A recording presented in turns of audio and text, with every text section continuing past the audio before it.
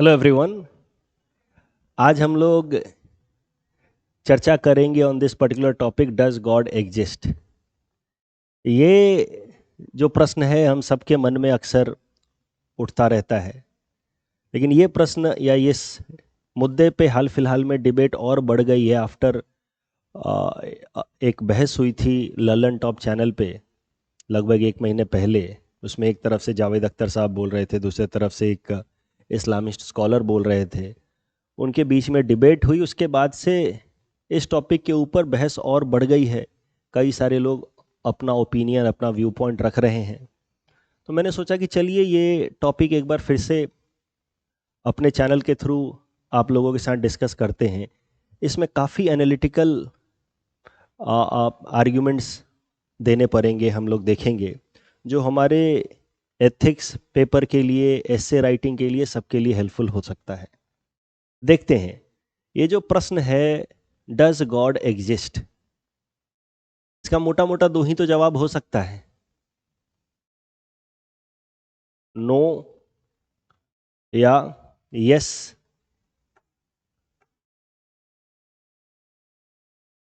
अब जो लोग मानते हैं कि no God does not exist, उनको कहा जाता है एथिस्ट्स।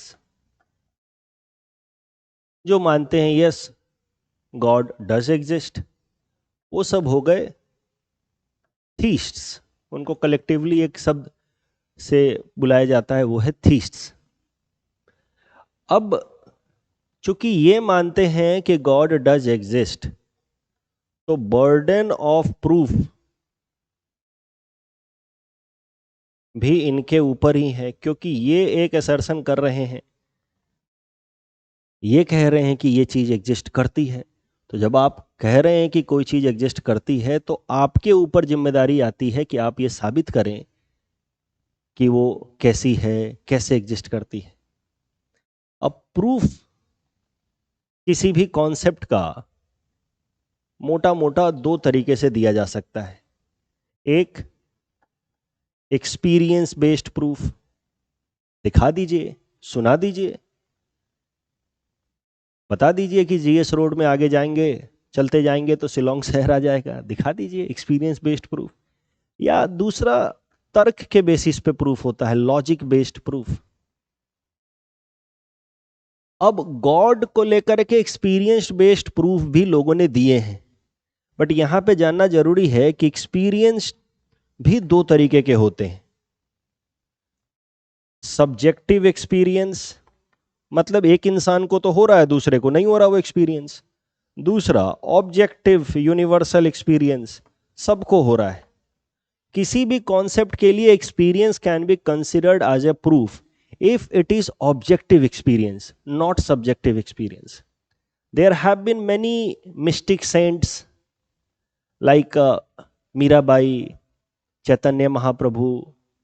They have asserted that God do exist on the basis of their own experience, but that is their subjective experience, and that is why it cannot be considered as or accepted as proof for existence of God.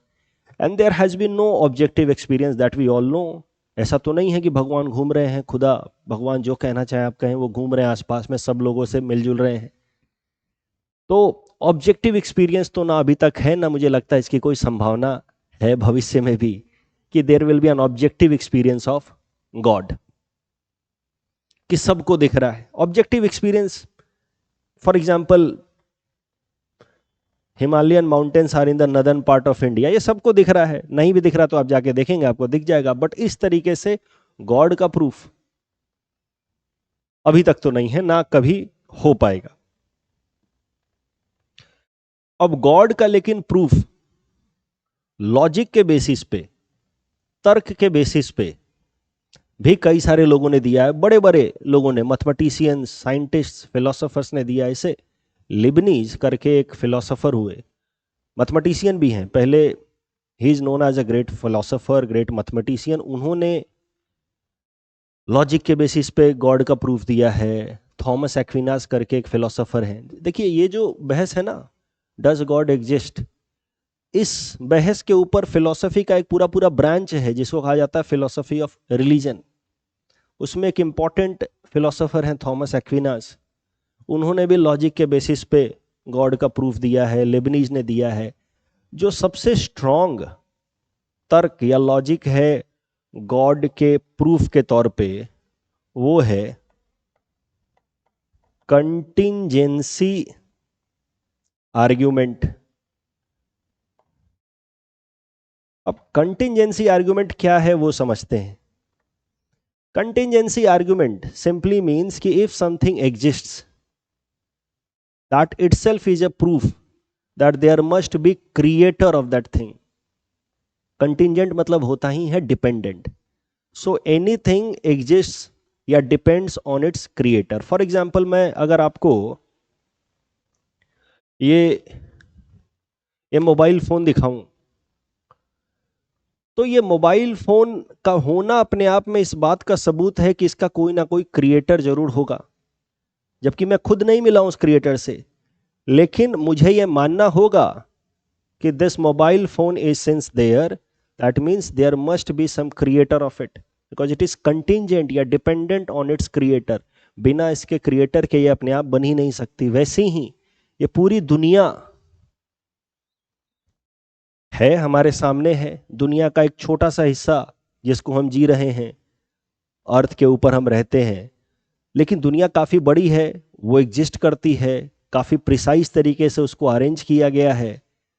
Earth 23.5 degree tilted है अपने axis पे, मतलब अर्थ का जो axis है वो 23.5 degree tilted है with respect to the perpendicular on the plane that it creates because of its revolution.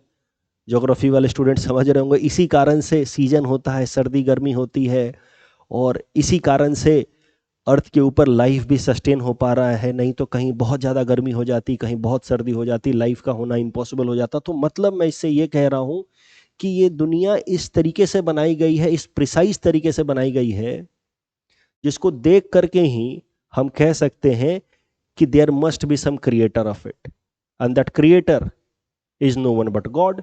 This is contingency argument. Thomas Aquinas की जैसे मैंने बात की तो उन्होंने एक वॉच एनालॉजी दी है। वॉच, घड़ी। अगर आप कहीं जा रहे हैं, आपको एक कहीं जंगल में घड़ी गिरी हुई दिख जाती है, आप ये देख के तो नहीं कहेंगे ना कि ये घड़ी अपने आप बन गई होगी। घड़ी का होना इस बात का सबूत है कि इसका एक क्रिएटर भी है। अब ये कंटिंजेंसी आर्ग्यूमेंट स्ट्रॉन्ग आर्ग्यूमेंट है इन फेवर ऑफ गॉड। लेकिन अब इस चीज को अगर आगे स्ट्रेच किया जाए, कंटिंजेंसी आर्ग्यूमेंट का मतलब है कि गॉड इज क्रिएटर। ठीक है, कंटिंजेंसी आर्ग्यूमेंट का मतलब है God is creator of entire world. Creator होने का मतलब ही है, अब लॉजिकली इसको आगे ले जाया जा रहा है, डिडक्टिव लॉजिक इसको कहते हैं कि देयर इज वन एक्सियोम, अब उसके बेसिस पे और भी चीजें लॉजिक के बेसिस पे निकाली जा रही हैं। तो if God is creator that means God is omnipotent. Omnipotent means most powerful, सबसे शक्तिशाली, जिसने ये पूरी दुनिया बनाई, पहाड़ बनाए, सारी नदियां, ये तो छोड़िए, तो अर्थ की बात हो रही है, जिसने तमाम गैलेक्सीज बनाई, उन सबको एक साथ अरेंज किया, वो सबसे पावरफुल तो है ही, उससे ज्यादा शक्तिशाली तो कुछ नहीं हो सकता, कोई नहीं हो सकता। सो ओमनीपोटेंट, मोस्ट पावरफुल, इससे लॉजिकली डिडक्ट होकर के आ रहा है सिंस गॉड इज क्रिएटर। दूसरा, गॉड इज ओमनी प्रेजेंट, वो हर जगह मौजूद है। अगर किसी ने ये पूरी दुनिया, पूरी कायनात बनाई है तो इसका मतलब वो हर जगह मौजूद है, या उसके लिए एक्सेसिबिलिटी है हर जगह जाने की, वो हर जगह जा सकता है, हर जगह रह सकता है। All powerful and present everywhere. Third attribute of God that could be derived from this axiom that God is creator of this world is that God is omniscient। ये omniscient वाली बात क्या है वो समझते हैं। देखिए, मैं समझाता हूं क्योंकि ये सबसे महत्वपूर्ण है। एक सवाल ये उठता है कि गॉड ने सब कुछ बनाया है, तो टाइम का भी कॉन्सेप्ट क्या गॉड नहीं बनाया है? अगर ना टाइम का कॉन्सेप्ट पहले से एग्जिस्ट कर रहा था तो इसका मतलब गॉड से पहले से ही वो चीज एग्जिस्ट कर रही है। इसका मतलब गॉड का भी कभी जन्म हुआ होगा। तो क्या समय भगवान से पहले था? भगवान का भी कभी जन्म हुआ? या भगवान ने ही टाइम का कॉन्सेप्ट बनाया? अब यहां पे लॉजिकली इन थीस्ट लोगों को मानना पड़ेगा कि God has created the concept of time, because if time existed before God, then at least one concept existed before God, and then God cannot be considered as supreme, most powerful, above all. So God created time. ये मानना पड़ेगा उनको। God created time का मतलब है कि God is beyond time, वो time से बंधा हुआ नहीं है। यानी कि God, if is not beyond, if it is beyond time, that means God knows past, present and future। अगर भगवान समय से भी ऊपर है क्योंकि उसी ने समय को बनाया है, तो फिर वो पास्ट भी जानता है, प्रेजेंट भी जानता है और भविष्य भी जानता है, क्योंकि उसने समय बनाया है। जिस समय के हिसाब से उसके अंदर चीजें अनफोल्ड होंगी, उसने उसी को बनाया है। तो फ्यूचर भी उसने बनाया है। ये लॉजिक की दुनिया है। ये लॉजिक की दुनिया में तर्क चलेंगे। So God is omniscient. Omniscient means God knows past, present and future. अब पास्ट और प्रेजेंट तो हम भी कुछ हद तक, हम इंसान भी जानते कुछ हद तक, लेकिन इसमें महत्वपूर्ण बात होगी फ्यूचर को लेकर के, क्योंकि हम में और भगवान में कुछ तो अंतर होगा। तो भगवान भविष्य भी जानते हैं, हम समय से बंधे हुए हैं। हमारा एक पर्टिकुलर समय में जन्म होता है, फिर हम खत्म होते हैं। लेकिन अगर हमारी तरह ही भगवान का जन्म हुआ होगा तो फिर भगवान और हम में अंतर क्या हुआ? तो भगवान समय से बियॉन्ड है। And God has created the concept of time. उस टाइम के हिसाब से 13.9 बिलियन ईयर्स अगो ये यूनिवर्स बना आफ्टर बिग बैंग। लेकिन भगवान उसके पहले भी था। इनफैक्ट समय भी भगवान ने ही बनाया है, जिसमें फिर ये सारी अकाउंटिंग शुरू हुई, कितने साल पहले ये हुआ, ये हुआ, ये हुआ। तो दैट गॉड इज ओमनिसिएंट, या गॉड हैज क्रिएटेड टाइम, या God is beyond time, that means God knows future. अब ये जो एथिस्ट लोग हैं, इनके ऊपर जिम्मेदारी बनती है कि अब इनके लॉजिक को काउंटर करें। कॉन्टिंजेंसी आर्ग्यूमेंट को तो वो सीधा सीधा काउंटर नहीं कर पाते, लेकिन कॉन्टिंजेंसी आर्ग्यूमेंट से जो चीजें निकल करके आ रही हैं उसमें कई सारी कमियां ये निकाल देंगे। ये सबसे बड़ी कमी जो एथिस्ट लोग निकालते हैं वो ये है कि इफ गॉड इज ओमनीपोटेंट, वो सर्वशक्तिशाली है, हर जगह मौजूद है, सर्वज्ञ है, सर्वज्ञानी है, तो एक बात तो तय है कि फिर गॉड जो है वो गुड नहीं है, अच्छा नहीं है, वो शैतान है। God is evil. अब ये क्या बात हुई? God is evil. तो ये लोग आर्गुमेंट देंगे कि अगर गॉड अच्छा होता तो फिर ये इतनी अनफेयर, अनजस्ट एक्टिविटीज होने कैसे देता? किसी का मर्डर हो जाता है, इनोसेंट आदमी का, वो जानता है पहले से, लेकिन फिर भी रोकता नहीं है मर्डर होने से। निर्भया का रेप हो जाता है, इतने ब्रूटल तरीके से रेप के बाद मर्डर होता है। इसको तो पता है, क्योंकि ये भविष्य भी जानता है। इसको पता है कि भविष्य में क्या होने वाला है, और ये हर जगह मौजूद भी है और सर्वशक्तिशाली भी है। तो इसने रोका क्यों नहीं? इसने फिर रोका क्यों नहीं? इसका मतलब इविल है वो। उसको ऐसी चीजें अच्छी लगती हैं, क्राइम अच्छी लगती हैं।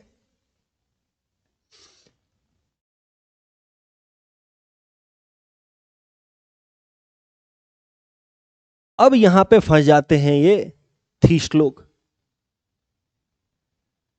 कि ना, God omnipotent, omnipresent, omniscient तो हैं ही, लेकिन साथ ही साथ इनको यह भी मानना होगा कि गॉड इज गुड, क्योंकि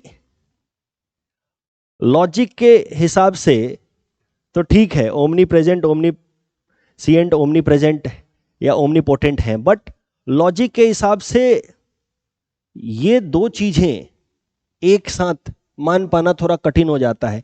और ये जो थीस्ट लोग हैं, they most of them are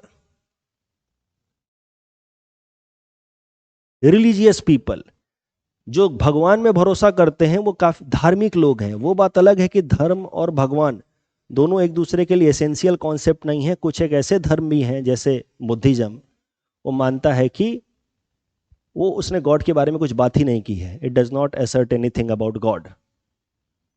तो ऐसा नहीं है कि धर्म के लिए भगवान का कॉन्सेप्ट होना जरूरी है, लेकिन ज्यादातर धर्मों में concept of God is core या central, and they have these religious people who are theists, for them God is eternally good। अब उनके लिए ये दो बातें एक साथ एस्टैब्लिश करना थोड़ा चैलेंजिंग हो जाता है, और ये चैलेंज इनके सामने रखते हैं ये एथिस्ट्स कि either God is omnipresent, omniscient या ओमनी पोटेंट, और ही इज गुड, अदरवाइज अगर ये है तो गॉड इज इविल। अब इसको जस्टिफाई करने के लिए, इस चैलेंज को जस्टिफाई करने के लिए कि आखिर मर्डर्स क्यों होते हैं, रेप्स क्यों होते हैं, छोटे छोटे बच्चे क्यों एक्सीडेंट्स में मर जाते हैं, अगर गॉड को पता है उस बच्चे ने क्या गलती की है उसको बचाओ। पिलग्रिमेज पे जाने वाले तीर्थयात्री क्यों मारे जाते हैं बस एक्सीडेंट में, ये सब प्रश्न ये लोग रखेंगे, यानी कि गॉड को मजा आ रहा है इविल कमिट करने में। अब यहां पे अपने डिफेंस में ये जो थीस्ट लोग हैं, ये लाते हैं कॉन्सेप्ट ऑफ फ्री विल, कि गॉड ने हमें दिया है फ्री विल, हम सबको दिया है फ्री विल, सोचने समझने की ताकत दी है, साथ ही साथ हमें आजादी दी है कि हम अपने हिसाब से अपने एक्शंस चुन पाए।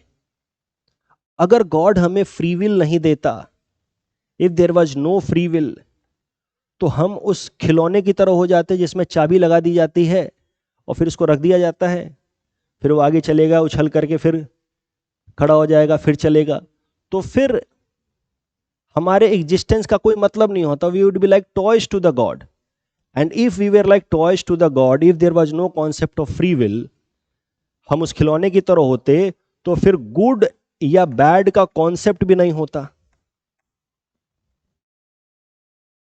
फिल्मों में अगर कोई एक विलेन मर्डर कर रहा है तो हम ये थोड़ी बोलते कि वो इंसान सच में आप आम जीवन में भी बुरा है, वो फिल्मों में डायरेक्टर के हिसाब से चल रहा है, उसके पास कोई फ्री विल नहीं है। तो वैसे ही अगर ये दुनिया, उसको बनाया है भगवान ने, और भगवान, ये लोग कहते हैं थीस्ट लोग कि अगर भगवान हम सबको फिक्स कर दे कि हमें यही काम करना है, हमें अच्छा अच्छा ही करना है, बुरा कुछ नहीं करना है, तो इसका मतलब हम तो रोबोट हो जाते।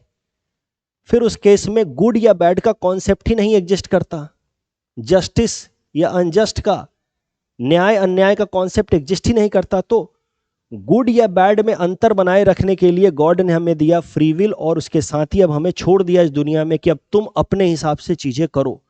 जो अच्छी चीजें करेगा, गुड करेगा, उसको पुण्य मिलेगा, वर्च्यू। जो बुरी चीजें करेगा उसको पाप मिलेगा, सिन या वाइसेस मिलेंगे। और उसी हिसाब से भगवान जो है वो बाद में जस्टिस करेगा, मरने के बाद। जो पुण्य करेगा उसको स्वर्ग भेजा जाएगा या कुछ और, अलग अलग धर्मों में अलग अलग बात की गई है। मैंने कहा ना, जो थीस्ट होते हैं जनरली वो रिलीजियस हो जाते हैं, और जो पाप करेगा उसको नर्क भेजा जाएगा और तमाम तकलीफें दी जाएंगी। तो they bring the concept of justice after death, justice in another world. तो अब यहां पे मामला जो है थोड़ा जटिल होने लगेगा।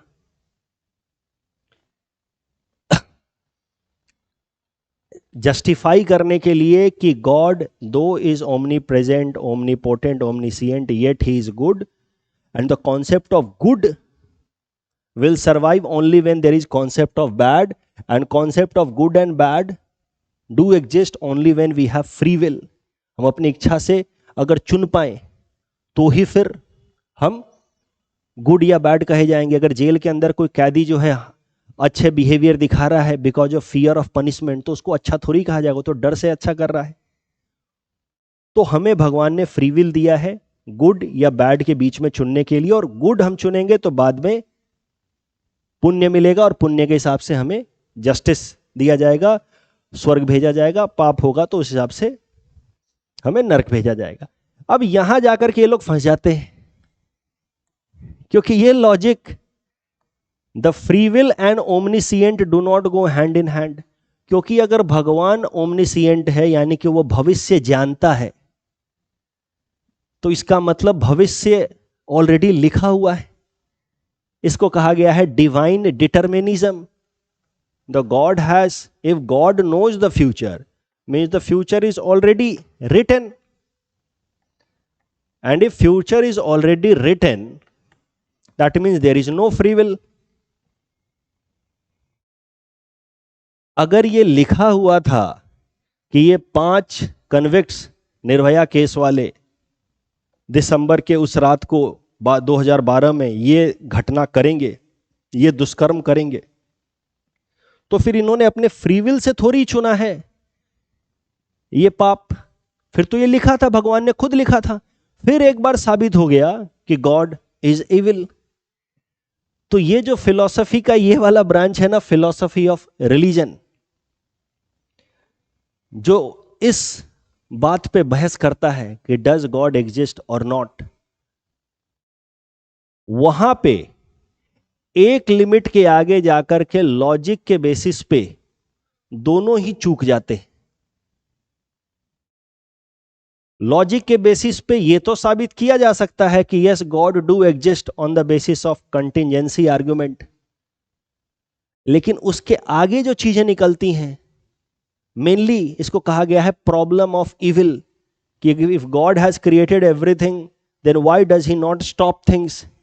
If he knows the future, that means he has written all the bad things. अब ये लॉजिकली जस्टिफाई करना संभव नहीं है कि वो भविष्य भी जानते हैं. भविष्य यानी कि उन्होंने लिख भी दिया है, सब जानते हैं. अगर आप जानते हैं कि भविष्य में क्या होने वाला, मतलब ऑलरेडी वो चीजें होने वाली हैं, तो उसमें करने वाले का फ्रीडम कहां है, और फिर उसके लिए उसको पनिशमेंट देने की क्या बात हुई.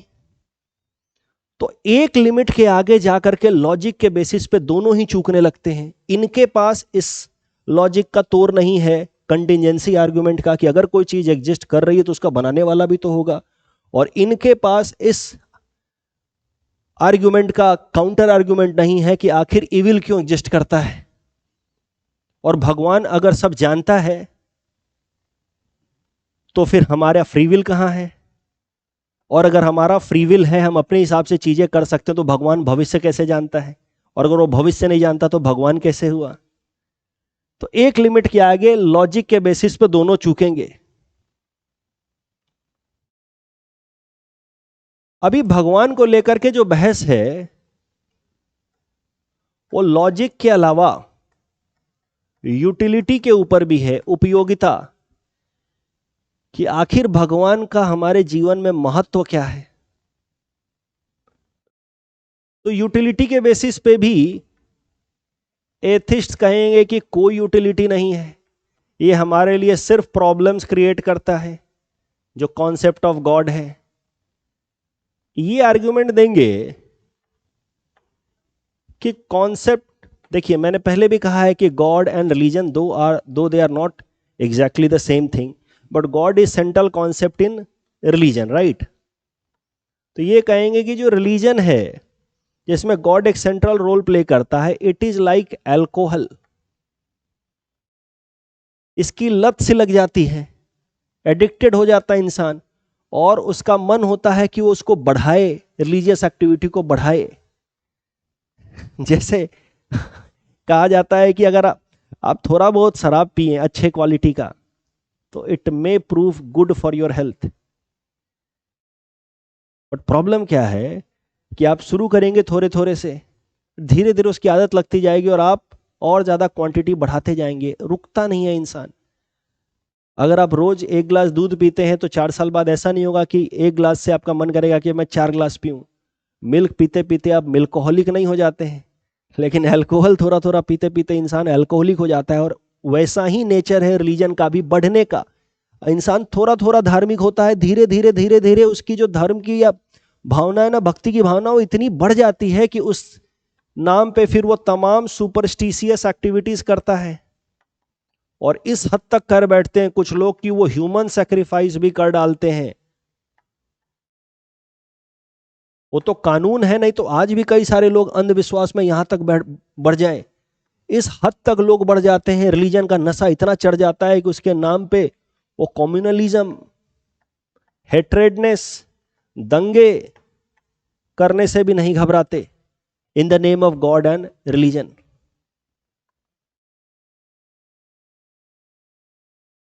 तो ये लॉजिक के बेसिस पे तो हमने देखा। अब यूटिलिटी के बेसिस पे भी एथिस्ट लोग कहते हैं कि गॉड जैसा जो कॉन्सेप्ट है इसको हमें पूरी तरह से रिजेक्ट कर देना चाहिए। और यही कारण है कि there have been great thinkers like Karl Marx, even Bhagat Singh. Karl Marx ने कहा था religion is like opium of masses, religion is opium of masses. वो लोगों की सोचने समझने की ताकत को कमजोर कर देता है, अल्कोहल जैसा ही है। भगत सिंह जी ने किताब लिखी थी why I am an atheist, मैं क्यों नास्तिक हूं। और उस किताब में उन्होंने रिलीजन को लेकर के तमाम बातें लिखी कि रिलीजन के नाम पे ही दुनिया में सारी तकलीफें हो रही हैं, सारी जो इनजस्टिस है, वॉयलेंस है, वो धर्म के नाम पे हो रहा है। लेकिन यूटिलिटी के पॉइंट ऑफ व्यू से भी थीस्ट लोग हैं, वो अपना आर्गुमेंट देते हैं। उपयोगिता, कि भगवान का हमारे जीवन में क्या उपयोगिता है। ये कहते हैं कि देखिए, अगर गॉड का कॉन्सेप्ट हटा दिया जाए तो there will be huge emotional stress on all of us. अभी गॉड जो है ना, गॉड का जो कॉन्सेप्ट है या रिलीजन जो है, it gives us emotional satisfaction. वो कैसे? दुनिया में देखिए कई तरीके के इनजस्टिस हैं। कुछ अन्याय जो है उसके लिए तो कानून है, एडमिनिस्ट्रेशन है, मर्डर हो गया, रेप हो गया, उन सब के लिए है। उनमें भी उन्हीं मैटर्स के लिए है जो मामला सच में कोर्ट तक पहुंच पाए, जिसमें जो फरियादी है वो अपने लिए केस लड़ पाए। लेकिन कई सारे ऐसे इनजस्टिस भी हैं जो उस थ्रेशोल्ड लिमिट को पार नहीं कर पाते। जैसे आपको किसी ने गाली दे दी, आपको गाली दे दी, छोड़ दीजिए, आपके सामने आपके पिताजी को, आपकी माताजी को किसी ने गाली दे दी, अब इस पे केस भी नहीं रजिस्टर हो पा रहा, लेकिन आपको लग रहा है कि ये तो अन्याय है यार। क्योंकि आप कोई बहुत डोमिनेटिंग परिवार से मान लीजिए नहीं है, और जिस एरिया में आप रहते हैं वहाँ की किसी डोमिनेंट फैमिली ने आपके फैमिली को कुछ कह दिया, कह नहीं दिया, गाली दे दी, आपको लगेगा कि अन्याय है, इसमें आप केस भी नहीं रजिस्टर कर पा रहे। तो there are many type of injustices जिसके लिए कानून व्यवस्था भी कुछ नहीं कर सकता, और there are many type of injustices जिसके लिए कानून व्यवस्था है तो, लेकिन फिर भी जस्टिस नहीं मिल पाता, क्योंकि इनजस्टिस करने वाला आदमी बहुत पावरफुल है या लोग बहुत पावरफुल है। उन सारे केस में जिसके अगेंस्ट इनजस्टिस होता है उसको बस एक ही संतावना है, इमोशनल सेटिस्फैक्शन है, कि वो देख रहा है उसके पास सब हिसाब है और आज नहीं तो कल वो हिसाब करेगा।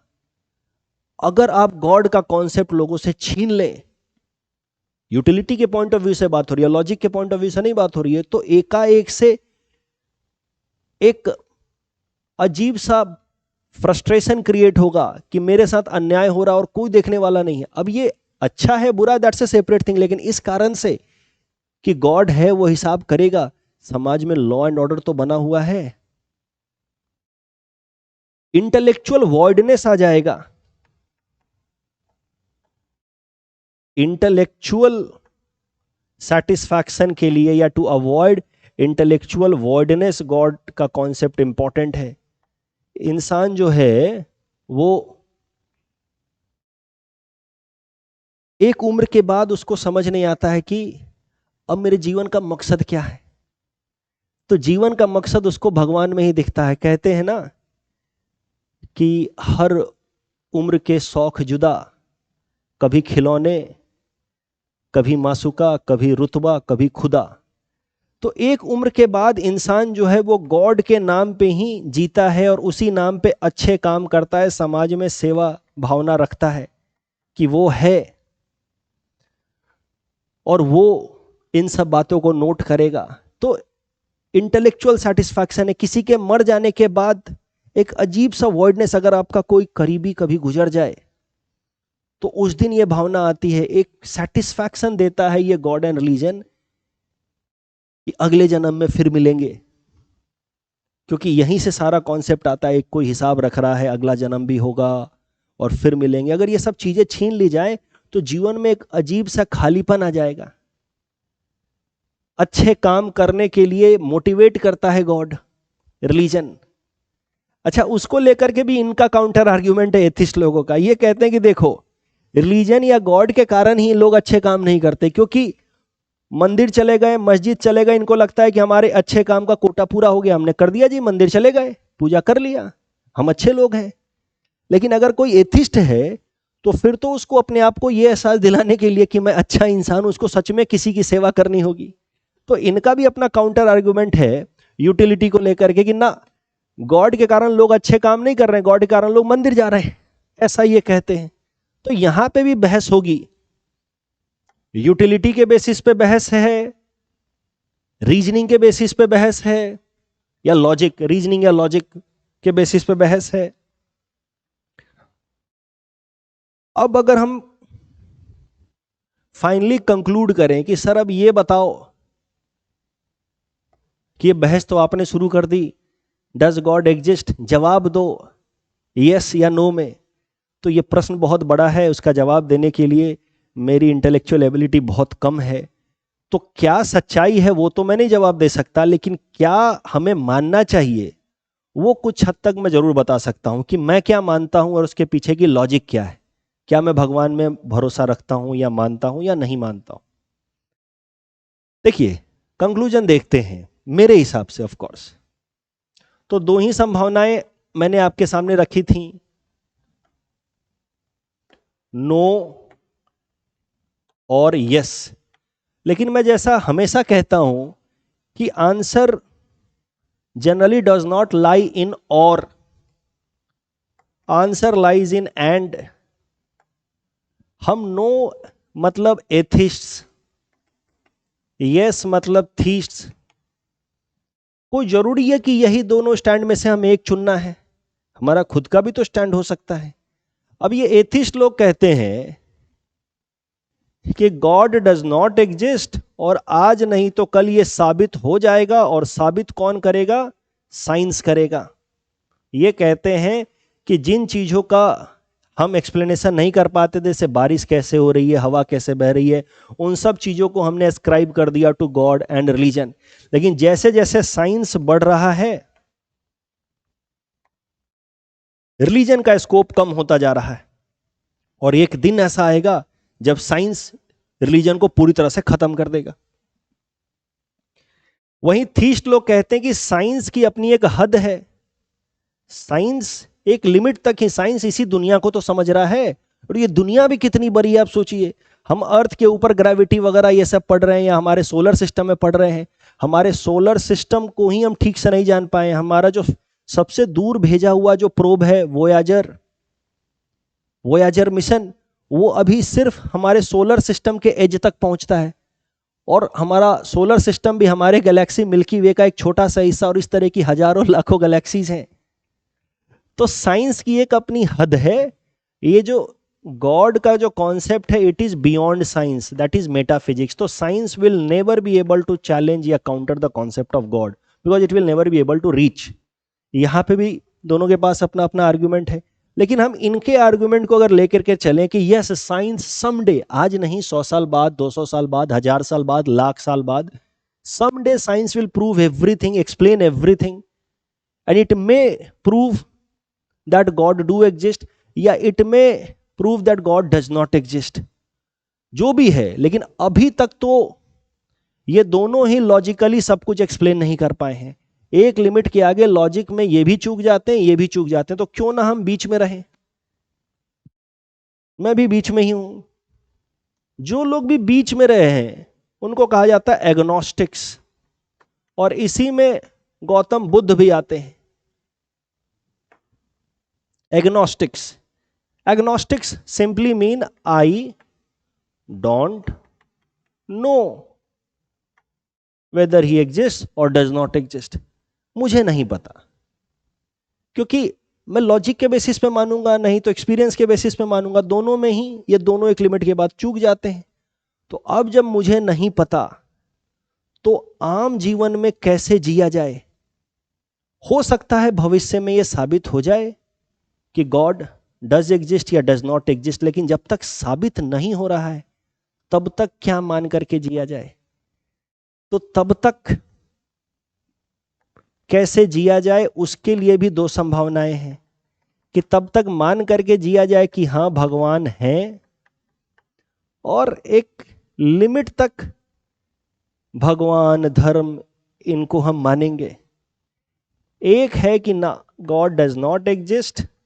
मुझे लगता है कि देर सवेर यह साबित हो जाएगा कि गॉड डज नॉट एग्जिस्ट, अभी साबित नहीं हुआ है। ये वाले लोग हैं जिनको लगता है कि हाँ गॉड में एग्जिस्ट, कोई तो शक्ति है जो चला रही है या बनाया इस दुनिया को, लेकिन अभी तक साबित नहीं हुआ है। तो एक बैलेंस तरीके से मानेंगे कि गॉड डज एग्जिस्ट। कुछ लोग ऐसा हैं जो मानते हैं कि no I don't think God does exist. मैं इस कैटेगरी में रहता हूं, और मुझे लगता है कि ज्यादातर लॉजिकल लोग इसी कैटेगरी में रहेंगे। इसके लिए भी आर्ग्यूमेंट्स दिए गए हैं। मैंने हाल फिलहाल में कुछ वीडियोस देखे, उसके बेसिस पे मैं आर्गुमेंट दे रहा हूं, जबकि मैं पहले से मैं इसी कैटेगरी में था। मैं घोर आस्तिक या नास्तिक वाले कैटेगरी में कभी भी नहीं था, थीस्ट या एथिस्ट। एक लिमिटेड तरीके से रिलीजियस एक्टिविटीज में पार्टिसिपेट करने वाला इंसान में रहा हूं, और उसमें भी एक बिलीफ कि हाँ गॉड है, बट कभी साबित होगा या कभी ना भी हो पाए, बट कोई तो एक शक्ति है जो चला रही है। इसके पीछे का लॉजिक ये है कि मान लीजिए कि भविष्य में 1,00,000 साल बाद ये साबित हो गया कि गॉड एग्जिस्ट्स, और मैं मान के चल रहा था गॉड डज नॉट एग्जिस्ट, तब तो मुझे सजा मिलेगी, क्योंकि मैंने कई सारे इरिलीजियस एक्टिविटीज कर डाली होंगी। लेकिन अगर 1,00,000 साल बाद साबित हो जाता है गॉड डज नॉट एग्जिस्ट, और मैं रिलीजन को मान के चल रहा था, तो उस केस में तो कोई सजा नहीं मिलेगी, क्योंकि भगवान है ही नहीं, तो सजा कौन देगा। तो समझदारी इसमें है कि भगवान को मान के चले।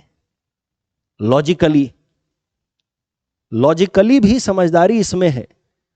अगर जो सच में लॉजिकल आदमी होगा वो ना ही थीस्टिक होगा ना ही एथिस्ट होगा, क्योंकि लॉजिक के बेसिस पे ये भी चूक जाते हैं, ये भी चूक जाते हैं एक लिमिट के बाद। सच में जो लॉजिकल आदमी होगा वो बैलेंस्ड रहेगा कि ठीक है, देखते हैं, हम इंतजार करेंगे, और जब तक साबित नहीं होता है कि एग्जिस्ट और डज नॉट एग्जिस्ट तब तक मान के चलेंगे ही डज एग्जिस्ट। इससे लॉजिकल ग्राउंड पे ये फायदा है कि अगर भविष्य में साबित हो गया कि एग्जिस्ट तो मैं सजा से बच जाऊंगा, और अगर साबित होता है कि डज नॉट एग्जिस्ट तो उस केस में भी वैसे सजा नहीं मिलेगी। और दूसरा, इसमें कोई डिनाइल नहीं है कि यूटिलिटी के बेसिस पे, अगर मैं पर्सनल एक्सपीरियंस बोलूं, वैसे अब बहस को तो दोनों तरफ से हो सकती है, लेकिन यूटिलिटी के बेसिस पे मुझे लगता है कि गॉड एंड रिलीजन ने अच्छा ज्यादा किया है, बुरा भी किया है, लेकिन कम किया है।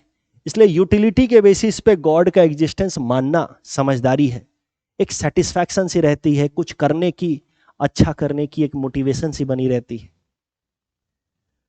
तो इस कारण से मैं यहां एग्जिस्ट करता हूं, ऐसा मैंने सोचा तो मुझे भी समझ आया। लेकिन आप कहां एग्जिस्ट करते हैं, आपकी लॉजिक क्या है, आप भी बता सकते हैं इन द कमेंट सेक्शन। ये पूरा डिस्कशन मैंने इसीलिए किया है ताकि इस तरीके की डिस्कशन से आपकी जो एनालिटिकल एबिलिटी है वो इंप्रूव होती है, and that is helpful for essay writing and ethics. अगर एस्से या एथिक्स में थोड़ा एक्स्ट्रा मार्क्स उठाना है तो इस तरह की एनालिटिकल एबिलिटीज आपको डेवलप करनी होगी। अगर ये आर्ग्यूमेंट काउंटर आर्ग्यूमेंट्स आपको समझ आए लॉजिक के बेसिस पे, यूटिलिटी के बेसिस पे, तो अगर आप सिविल सर्विसेज की तैयारी कर रहे हैं तो मैं आपसे रिक्वेस्ट करूंगा कि 2 पेज आप इस पे लिखें पहले। एक्स्ट्रा कुछ आर्गुमेंट्स आपके दिमाग में आते हैं तो आप कमेंट सेक्शन में बताएं, जिससे मेरा नॉलेज इनरिच हो। और अगर इस पूरे सेशन से आपको फायदा हुआ है तो इस तरीके के कुछ और सेशंस हम लोग आगे लाते रहेंगे, जहां पे ब्रेनस्टॉर्मिंग करने की जरूरत होगी, एनालिटिकल डिस्कशन की जरूरत होगी। Thank you for watching.